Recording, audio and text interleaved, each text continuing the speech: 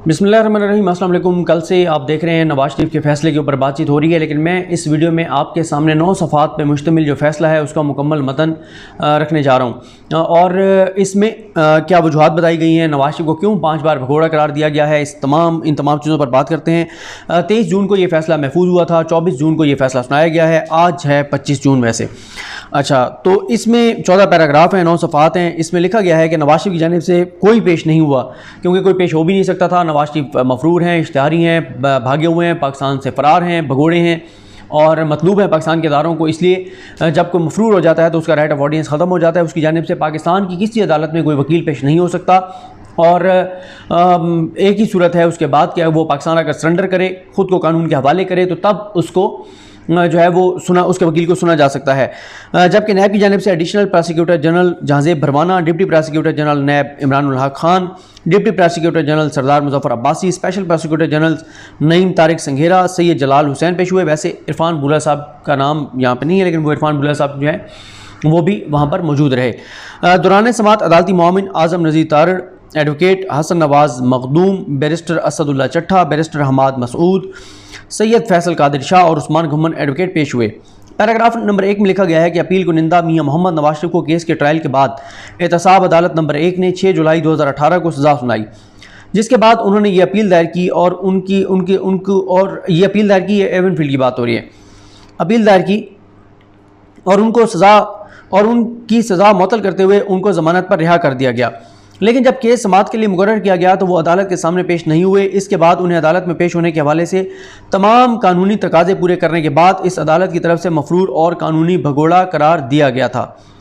ये उसकी बात हो रही है जब नवाज शरीफ को 6 से 8 हफ्ते की ज़मानत दी गई इस्लामाबाद हाई कोर्ट की जानिब से, और नवाज शरीफ ने बजाय इस्लामाबाद हाई कोर्ट को बताने के लाहौर हाई कोर्ट से एक फ़ैसला लिया और लाहौर हाई कोर्ट से फ़ैसला लेके और बाहर चले गए। इस्लामाबाद हाई कोर्ट को आगाह नहीं किया था। अपीलें उनकी इस्लामाबाद हाई कोर्ट में पेंडिंग थी। और इस तरह से जब दोबारा ये केस समाअत के लिए मुकर्रर हुआ, अदालत ने पूछा नवाज शरीफ कहाँ हैं, तो नवाज शरीफ उन्होंने कहा जी तो बाहर हैं। अदालत ने कहा किसने उनको बाहर भेजा, कहा गया कि लाहौर हाई कोर्ट ने भेजा है। तो उन्होंने कहा उनको तो हमें बता के जाना चाहिए था, क्योंकि उनकी अपीलें तो हमारे पास थी, हमें तो बता के नहीं गए। और इस तरह से पूरा एक प्रोसेस हुआ 87-88 का, और पूरी तफसील के साथ केस सुनकर नवाज शरीफ को मफरूर करार दिया गया। और ये बात पहले भी कह चुका हूँ, ये बात जहन में रखिए कि पाकिस्तान की अदालती तारीख में किसी मुलजिम को, किसी मुजरिम को मफरूर करार देने के लिए हाई कोर्ट के लेवल पर इतनी तफसील से प्रोसीडिंग्स नहीं हुई जितनी नवाज शरीफ के मामले में हुई हैं, ताकि कल को नवाज शरीफ आकर ये ना कह सके जब जस्टिस काजी फॉयद ईसा चीफ जस्टिस पाकिस्तान बने, जो नवाज शरीफ का प्लान है उस वक्त वापस आने का, तो आकर ये ना कहें कि मुझे तो पता ही नहीं था, क्योंकि ये बड़ा भोला ख़ानदान है ना। मरीम साहबा कहती हैं मेरी लंदन, तो क्या पाकिस्तान में कोई जायदादें नहीं है, वो यहाँ निकल आती हैं, लंदन में भी निकल आती हैं। और नवाज शरीफ साहब का वो जिस तरह से झूठ बोलते रहे सुप्रीम कोर्ट के फैसले में, जो उनके बारे में लिखा हुआ है वो भी आपको पता है। हुसैन नवाज, हसन नवाज के बारे में अदालत लिखा है कि वो भोले बन रहे थे, इतने भोले भी नहीं हैं। अभी हमजा शहबाज का देख लें, वो कहते हैं जनाब पता नहीं कौन मेरे अकाउंट में जो है वो पैसे जमा करा गया, मुझे तो पता ही नहीं है। उसके बाद पैराग्राफ नंबर 2 में कहा गया है कि केस को आगे बढ़ाने के हवाले से मामलत के लिए वकील आज़म नज़ीर तारड़ को अदालती मोमिन मुकर्रर किया गया। उन्होंने गुज़िश्ता समात यानी 9 जून 2021 और 23 जून को होने वाली समातों पर दलाइल दिए। आज़म नज़ीर तारड़ ने अपने दलाइल में मौक़िफ़ अपनाया कि मुलजिम की गैर मौजूदगी में जितने भी ट्रायल किए गए हैं उनको आम तौर पर सुप्रीम कोर्ट कालअदम करार दे देती है। इस हवाले से उन्होंने सुप्रीम कोर्ट के 7 फैसलों के हवाले दिए।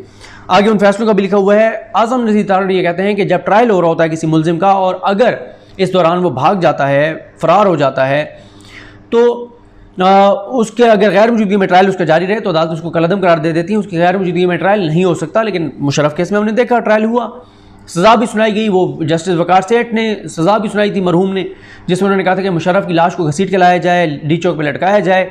हालांकि परवेज़ मुशर्रफ तो वाकई बीमार हैं, हॉस्पिटल में एडमिट हैं और पहले भी रहे हैं। उसके बाद उनकी रिपोर्ट्स भी उस दौरान आती रहीं, लेकिन स्पेशल कोर्ट ने वकार सेठ साहब की अदालत ने नहीं माना था।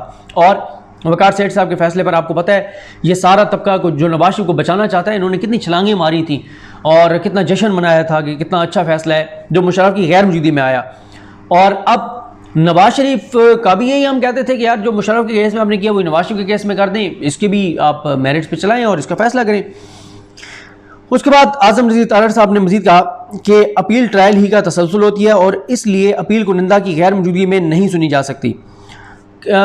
जो अपील होती है, ट्रायल मुकम्मल हुआ, उनको एहतसाब अदालत ने सज़ा सुना दी। उस एहतसाब अदालत की सज़ा को उन्होंने अपील की चैलेंज किया कि गलत है, मुझे बरी किया जाए। तो ये बात उनकी दुरुस्त है कि अपील को कंटिन्यूएशन ऑफ ट्रायल हुकूमत ने भी उस वक्त कहा था जब नैब ने भी कहा था जब नैब नवाज शरीफ को इश्तिहारी मफरूर करार दिलवाना चाहती थी इसी बैंक से, तो उन्होंने कहा था कि ट्रायल अपील जो है वो कंटिन्यूएशन ऑफ ट्रायल है और ट्रायल में जैसे मुल्जिम का होना ज़रूरी है इसी तरह से अपील में भी मुल्जिम का होना ज़रूरी है। उसके बाद कहा गया कि आज़म नज़ीर तारड़ ने मजीद कहा कि इकरामुल्लाह बनाम रियासत केस का हवाला देकर उन्होंने कहा कि हयात बख्श केस में अपीलों के हवाले से अप्रोच तब्दील हो गई है। नैब का जो निसार था वो उसका हयात बख्श केस पर था और जो आज़म नज़ीर तारड़ साहब का निसार था वो इकरामुल्लाह केस पर था। आज़म नज़ीर तारड़ साहब कहते हैं कि जहाँ अपील कुनिंदा यानी जैसे नवाज शरीफ है कानूनी भगोड़ा हुआ हो तो 18वीं तरमीम की रोशनी में आइन के आर्टिकल 10A का इतलाक होगा। आज़म नज़ीर तारड़ की जानिब से कहा गया कि इकरामुल्लाह बनाम रियासत केस में सुप्रीम कोर्ट ने अपील मुस्तरद करते हुए ऑब्जर्वेशन दी थी कि अपील दोबारा बहाल हो सकती है जब अपील कुनिंदा मुतलका हुकाम के सामने सरेंडर करता है और चाहता है कि उसकी अपील सुनी जाए। आज़म नज़ीर तारड़ ने लाहौर, पेशावर और सिंध हाई कोर्ट के मुतअद्दिद फैसलों के हवाले भी दिए जिनमें कानूनी भगोड़ों के मुकदमात इस ऑब्जर्वेशन के साथ मुलतवी कर दिए गए कि ये बहाल हो सकते हैं। Paragraph number 3। आज़म नज़ीर तारड़ के साथ सुप्रीम कोर्ट के वकील हसन नवाज मखदूम ने मौक़िफ़ अपनाया कि आइन के आर्टिकल 10A का तकाजा है कि हर शहरी को फेयर ट्रायल का हक हासिल है। उन्होंने इस ज़मन में अपने दलाइल की सपोर्ट में जस्टिस फजल करीम की किताब पाकिस्तान में इंसाफ तक रसाई का हवाला दिया। उन्होंने इस हवाले से आला अदालतों के 2 फैसलों का भी हवाला दिया। Paragraph number 4। अदालती मामलीन आज़म नज़ीर तारड़ और हसन नवाज मखदूम एडवोकेट के दलाइल के जवाब में एडिशनल प्रोसिक्यूटर जनरल नैब ने अपने 9 जून 2021 को दिए गए दलाइल पर इत्तफाक किया। उन्होंने अपने दलाइल की सपोर्ट में जिन केसेस का हवाला दिया उन केसेस का भी अदालत ने जो है वो लिखा हुआ है कि इन केसेस का हवाला दिया। Paragraph number 5। फ्रीकैन के दलाइल को सुनकर वकला की मामला से इन फैसलों का जायजा लिया गया जिनकी नज़ीरें पेश की गईं। Paragraph number 6। इस पैराग्राफ में अदालत ने चंद बनाम और मैं आगे फैसले नहीं पढ़ता, उन फैसलों का हवाला है। इसी तरह से पैराग्राफ नंबर 7 में भी फैसलों के हवाले हैं। पैराग्राफ नंबर 8 में भी फैसलों के हवाले दिए गए हैं, मुतलका हिस्से शामिल किए गए हैं जिसमें ये कहा गया है कि कानूनी भगोड़ा अपने कानूनी हक को खो बैठता है और ऐसे शख्स को मेरिट पर जमानत की रियायत नहीं दी जा सकती। पैराग्राफ नंबर 9 में भी अदालत ने Parvez Musharraf Lahore high court bar बनाम परवेज़ मुशर्रफ केस के फैसले का मुतलका हिस्सा शामिल किया जिसमें कहा गया कि कानूनी मफरूर और भगोड़ा हक के समात खो देता है और यही असूल इनामुर रहीम बनाम चेयरमैन नैब केस में अपनाया गया। पैराग्राफ नंबर 10 में इस्लामाबाद हाई कोर्ट ने इकरामुल्लाह बनाम रियासत केस में फैसले के मुतल्लिक़ हिस्सा शामिल किया जिसमें सुप्रीम कोर्ट ने अपील खारिज कर दी थी, ताहम यह वाज़ेह कर दिया था कि गिरफ्तारी पर अपील कुनिंदा दोबारा अदालत से रजू कर सकता है और लाहौर हाई कोर्ट भी इसी असूल को फॉलो करती रही है। पैराग्राफ नंबर 11 में लिखा गया है केस में कोई शक नहीं कि हयात बख्श बनाम रियासत केस का फैसला उस वक्त आया जब आइन का आर्टिकल 10A फील्ड में मौजूद नहीं था, ताहम आइन के आर्टिकल्स 9 और 4 मौजूद थे। इसमें भी कोई शक नहीं कि सुप्रीम कोर्ट इन ट्रायल्स को कलअदम करार दिया जो मुल्जिम की गैर मौजूदगी में मुकम्मल किए गए। लेकिन इस केस का मुख्तलिफ पहलू यह है कि मुल्जिम ट्रायल कोर्ट के सामने पेश होते रहे। ट्रायल जब एहतसाब अदालत जो ट्रायल कोर्ट थी उधर केस चल रहा था तो उधर तो वो पेश होते रहे और सुप्रीम कोर्ट ने ज़्यादा उन केसेस में ट्रायल को कलअदम करार दिया जहाँ पे मुल्जिम ट्रायल में मौजूद ही नहीं था और उसकी गैर मौजूदगी में जो ट्रायल है वो चलता रहा। उसके बाद अदालत ने लिखा है कि इस असूल में भी कोई शक नहीं कि अपील ट्रायल का ही तसलसल है, लेकिन एक मरतबा फिर इस केस के हालात मुख्तलिफ हैं क्योंकि अपील कुनिंदा नवाज शरीफ हिरासत में था और इस अदालत ने उसे 19 सितंबर 2018 को रिट पेटिशन नंबर लिखा हुआ है उसको मंजूर करते हुए जमानत दी और वो बैरून मुल्क चला गया और जब केस समाअत के लिए मुकर्रर किया गया तो अदालत के सामने पेश नहीं हुआ, जिसके बाद कानूनी तकाजे पूरे करते हुए उन्हें मफरूर करार दिया गया है। Paragraph number 12। इस कानूनी पोजीशन और प्रैक्टिस की रोशनी में इस अदालत के पास 2 रास्ते मौजूद हैं। एक ये कि अपील कुनिंदा की अपील हयात खान बनाम रियासत केस में तय किया गया तरीक़ाकार अपनाया जाए, या दूसरा तरीक़ाकार है जो दूसरा हयात केस है, एक इकराम केस है, इकरामुल्लाह केस है, एक हयातुल्लाह केस है यानी हयात खान केस है। इन 2 में से एक रास्ता है जिस पे अदालत को जाना चाहिए। अदालत ने लिखा है हयात खान बनाम रियासत केस का फैसला सुप्रीम कोर्ट के 5 रुकनी बेंच ने दिया है, जबकि इकरामुल्लाह बनाम रियासत केस का फैसला सुप्रीम कोर्ट के 3 रुकनी बेंच ने दिया। यह फैसला अभी तक फील्ड में मौजूद है। अदालत ने लिखा है कि सुप्रीम कोर्ट के इन दोनों फैसलों में कोई फ़र्क नहीं है क्योंकि अपील खारिज करते हुए अपील कुनिंदा को दोबारा अपील बहाल कराने का हक दिया गया है और इन केसों को निपटाते हुए कहा गया कि इन मुकदमात के शरीक मुजरमान अदालत में पेश होकर अपने मुकदमात मेरिट पर सुनने की दरख्वास्त कर सकते हैं, जिसके बाद शरीक मुजरमान की अपीलें समाअत के लिए मुकर्रर की जाएंगी।